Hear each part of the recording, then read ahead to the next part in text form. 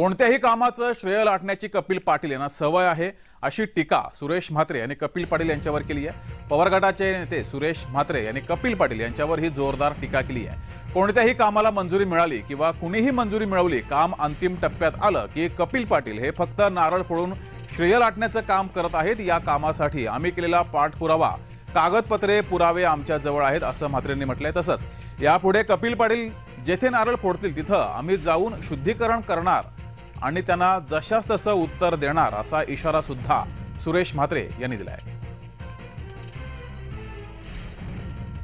जे काम तुम्ही केलं नसेल, एमएमआरडीचे काम जे आमदार करतात, बिचारे मेहनत करतात, नगरसेवक पाठपुरावा करतात, जिल्हा परिषद सदस्य पाठपुरावा करतात, आणि तुम्ही स्वतः जाऊन रात्रीच्या अंधारात, इथे देखील आपण पाहिलं असेल, रात्री 9-9:30 वाजता येऊन रात्रीच्या अंधारात उद्घाटन करून पळून गेले। का चोरासारखं तुम्हाला करायला लागतो? आणि दाखवा ना, आम्ही जसे बोलतो, आम्ही असं नाही बोलत, आम्ही पत्र दाखवून बोलतो। आणि त्यांना आजही सांगतो, हे नारळ उद्यापासून बंद ठेवा, अन्यथा प्रत्येक ठिकाणी गोमूत्र शिंपडून आम्ही ते पवित्र करणार।